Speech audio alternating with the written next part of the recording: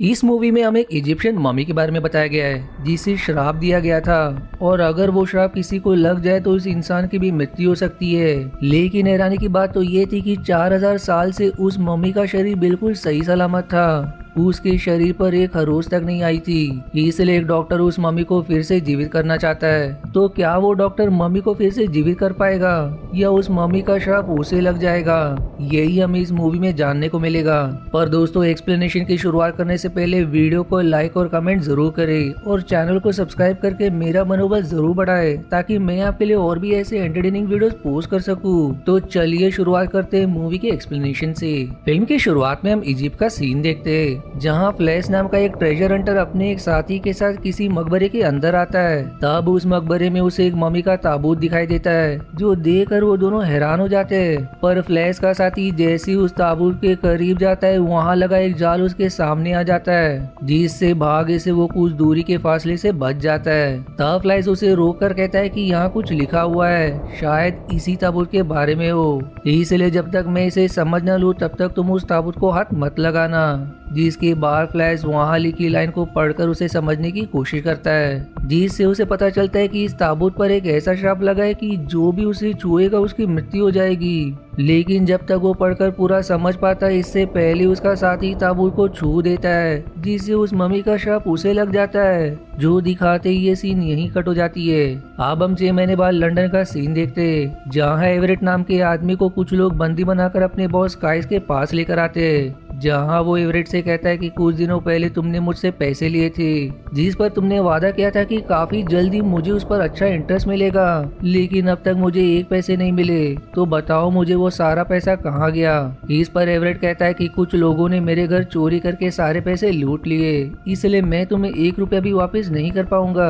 तब काइस उसे एक महिला का शव दिखाता है जिसने भी उससे पैसे लिए थे ताकि अपने बच्चों को खाना खिला सके, लेकिन समय पर पैसे वापस न देने के कारण स्काइस ने उसकी हत्या कर दी। जो देखकर एवरेट घबरा जाता है। स्काइस अब कहता है कि अभी वो नौबत नहीं आई कि मैं सीधे तुम्हारी हत्या कर दूं, पहले मैं तुम्हें तड़पाऊंगा जिसके बाद फिर मैं तुम्हारी हत्या करूंगा। जो कहते ही उसके साथ एक मशीन के अंदर एवरेट का हाथ डालकर उसे तोड़ने की कोशिश करते हैं, लेकिन तब डर के मारे वो स्काई से कहता है कि मुझे एक मौका दो, मेरे अंकल फ्लैश ने एक पत्र भेजा है जिसमें अपनी पूरी विरासत मुझे और मेरे कजन को देना चाहते हैं क्योंकि उनके परिवार में सिर्फ हम दोनों ही बचे। साथ ही मेरे अंकल एक ट्रेजर हंटर थे, मुझे उम्मीद है कि उनके पास काफी सारा खजाना होगा जिससे मैं तुम्हारा कर्ज चुका सकूं। जो सुनकर अब स्काइस खुश हो जाता है और एवरेट को कुछ और दिनों की मोहलत दे देता है ताकि वो सारे पैसे चुका सके। अब अगले सीन में हम फ्लाइस को देखते हैं जिसके पास एवरेट का दूसरा कजन आर्ची बैठा होता है और फ्लाइस उसे अपने जीवन में की गई सारी महान चीजों के बारे में बताता है कि मैंने अपने जीवन में काफी कीमती चीजें ढूंढी है,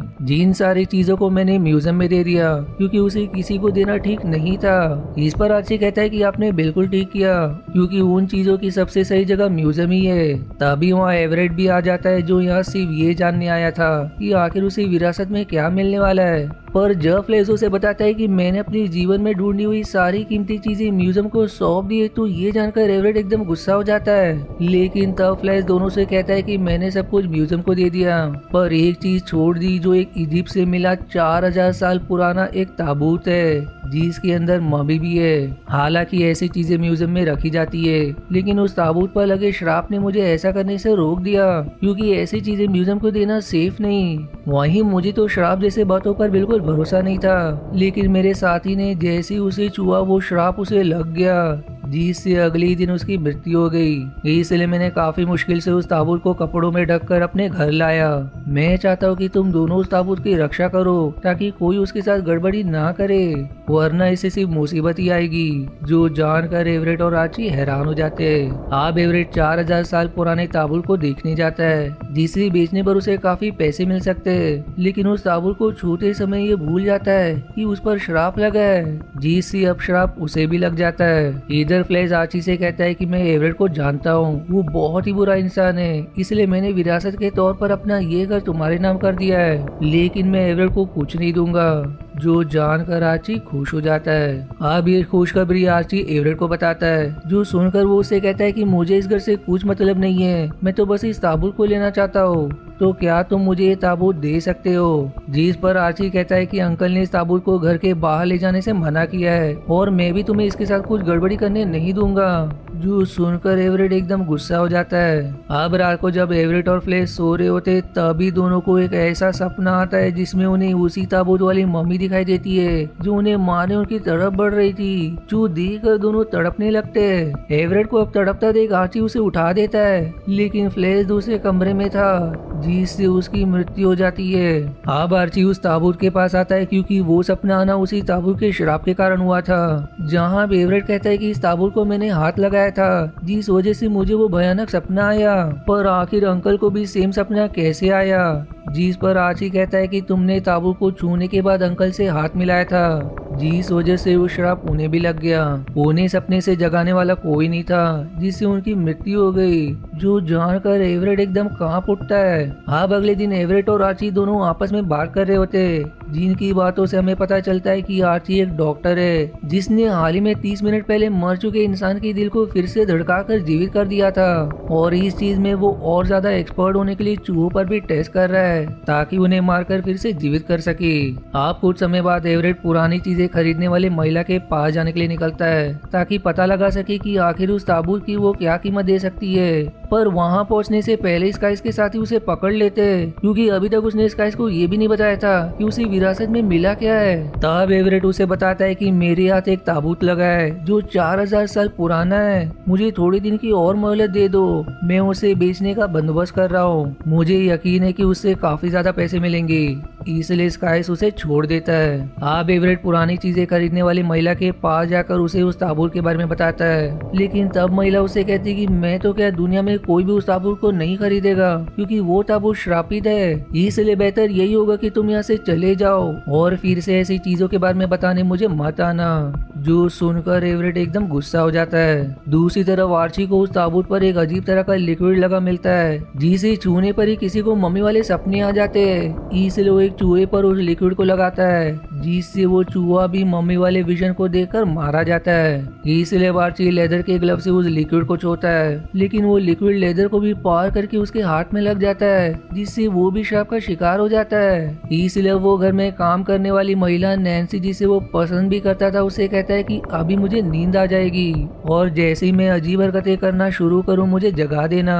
जिस पर नैन्सी मान जाती है और अब जैसे आर्ची सपने में उस मम्मी को देखता है वो घबराने लगता है, लेकिन सही समय पर नैन्सी उसे उठाकर बचा लेती है। आप कुछ समय बाद एवरेट आर्ची से कहता है कि ये ताबूत भले ही 4000 साल पुराना हो लेकिन मुझे नहीं लगता कि कोई इसे खरीदेगा, पर अगर हम कुछ ऐसा करें जिससे किसी को इसे खरीदने की जरूरत ही ना पड़े बल्कि लोग देख कर ही पैसे देने लगे तो कितना अच्छा होगा, हमारे पैसों की भी कमी पूरी हो जाएगी। तुमने कहा था कि तुम एक मरे हुए इंसान को भी जीवित कर सकते हो, तो मैं चाहता हूँ कि तुम ताबूत की मम्मी को जीवित कर दो, वो जीवित हुई तो दुनिया भर के लोग उसे देखने आएंगे।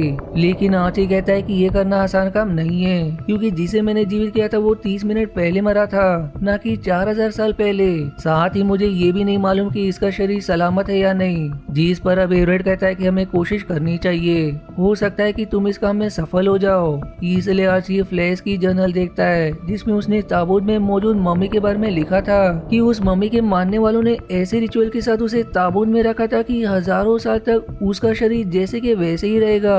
जो जानकर अब आर्ची कोशिश करने के लिए मान जाता है ताकि मम्मी को जीवित कर सके। अब आर्ची और एवरेट मिलकर कपड़े से उस ताबूत को खोल देते और उसके अंदर की मम्मी को निकाल कर कमरे में ले आते, लेकिन 4000 साल से मरे होने के बाद उसके शरीर में जरा भी खून नहीं बचा था। इसलिए आर्ची एवरेट से कहता है कि हमें एक जीवित इंसान का खून चाहिए, वो खून ही इसके दिल को धड़काने में मदद करेगा।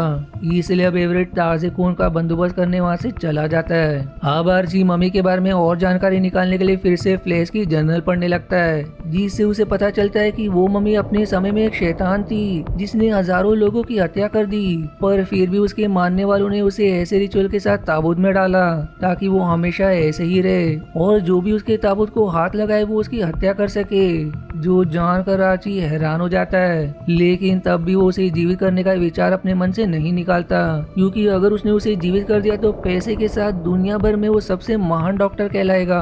वहीं अब एवरेट एवरेट घर में एक महिला को लेकर आता है जिसे बेहोश करके आर्ची उसका खून उस मम्मी के अंदर डालने लगता है, लेकिन इससे वो महिला तड़पने लगती है, जो देखकर आर्ची उसके अंदर से खून निकालने के काम को रोकने की कोशिश करता है, लेकिन एवरेट उसे ऐसा करने से रोक देता है जिससे वो बेचारी महिला मारी जाती है। और अभी आर्ची को एक जीवित शरीर से एड्रेनालिन की जरूरत थी, लेकिन वो महिला तो मर गई। तब उनकी आवाजें सुनकर नैन्सी आ जाती है, जो उस महिला को मृत देकर एवरेट पर गन तान देती है, लेकिन वो चालाकी से उससे गन छीनकर आर्ची से कहता है कि इसके अंदर से एड्रेनालिन निकालो वरना मैं तुम दोनों को मार दूंगा। आर्ची अब ऐसा करना तो नहीं चाहता था, पर फिर भी एवरेट के धमकाने के कारण वो नैन्सी के अंदर से एड्रेनालिन निकाल कर मम्मी के अंदर डाल देता है, लेकिन इससे भी कुछ नहीं होता, जो देखकर एवरेट एकदम गुस्सा हो जाता है। और तभी वो मम्मी जीवित हो जाती है और अभी एक शैतान की तरह वो सीधे एवरेट पर हमला करके उसके दिल को निकाल लेती है, जिसके बाद वो नैन्सी पर हमला करके उसकी तरफ बढ़ती है, लेकिन वो जैसे तैसे गन लेकर उसे शूट कर देती है, जिससे मम्मी मारी जाती है और फिर वो दोनों बच जाते। अब आर्ची और नैन्सी दोनों मम्मी को बेसमेंट में बंद करके घर से चले जाते ताकि उस घर को बेच सके। पर उनके जाने के बाद ही रात को चुपके से स्काइज अपने साथियों के साथ घर में घुसकर ताबूत ढूंढने लगता है, लेकिन जैसे ही वो ताबूत खोलता है मम्मी उस पर हमला करके उसकी भी हत्या कर देती है। और फिर इसी हॉरर सीन के साथ ये मूवी यहीं समाप्त हो जाती है, यानी कि अब वो मम्मी आजाद हो गई है, जो ना जाने अब क्या कह डालेगी। आशा है आपको मेरी एक्सप्लेनेशन पसंद आई। यदि हाँ तो प्लीज वीडियो को लाइक करना और चैनल को सब्सक्राइब करके सपोर्ट करना ना भूलें। मिलते हैं अगले एक्सप्लेनेशन वीडियो में, तब तक के लिए धन्यवाद दोस्तों।